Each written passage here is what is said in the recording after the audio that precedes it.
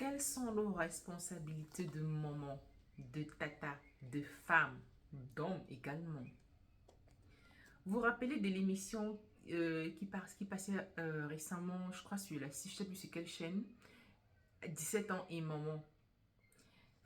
Quelles actions pouvons-nous mettre en place pour éviter que nos jeunes sœurs, nos jeunes fils aussi, ne soient l'auteur de ces moments à 17 ans? Comment mener des actions préventives en amont? Parce que bien évidemment, dans la vie adulte également, cela arrive. C'est pour ça que je vous ai partagé dans ce livre les histoires des femmes que j'ai accompagnées et donc la mienne également dans ce livre, où vraiment elles ont fait face au dilemme entre avorter ou je te quitte. Parce qu'elles ont fait une erreur de casting, parce qu'elles n'ont pas pris suffisamment leurs responsabilités dans leur relation amoureuse et se sont retrouvées dans ce dilemme.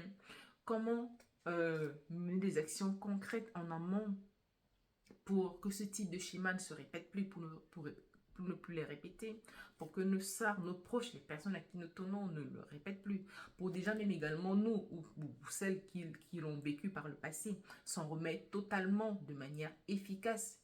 Parce qu'il ne faut pas négliger le choc post-traumatique, l'effet boomerang, les effets que peuvent avoir, quel que soit le choix qu'on prend après, hein, de choisir d'avorter et garder son conjoint, garder son conjoint ou même de garder son bébé seul, prendre le risque là que la relation de couple se brise.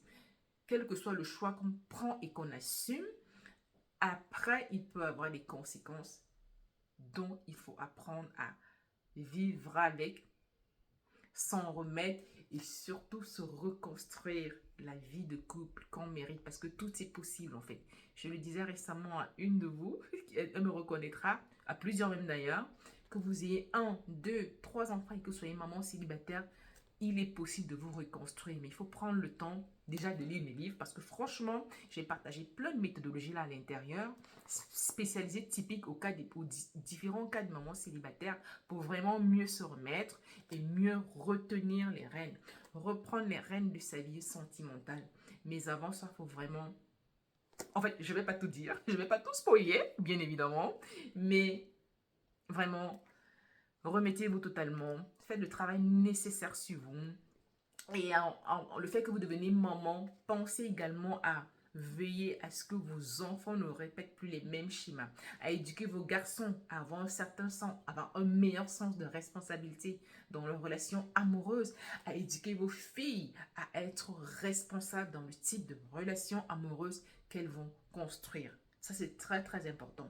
Selon l'âge de l'enfant, on peut commencer à l'expliquer. On peut commencer à l'apprendre à éviter d'être dans la dépendance affective, à s'aimer très bien, à se faire respecter. On peut apprendre la notion, chaque maman peut apprendre, chaque papa aussi, hein, apprendre la notion de responsabilité dans la vie de couple globale. Ok?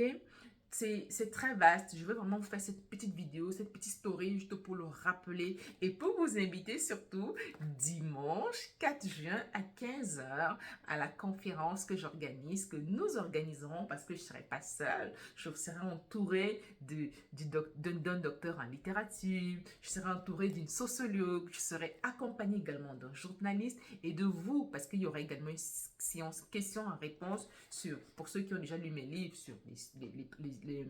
sur le contenu, pour comment mener ensemble les actions préventives pour éviter afin que nos enfants puissent avoir de meilleures relations amoureuses, puissent cultiver la transparence, puissent cultiver le respect et développer le sens de responsabilité dans leur vie générale, particulièrement dans les relations de couple. À très bientôt. Bye bye.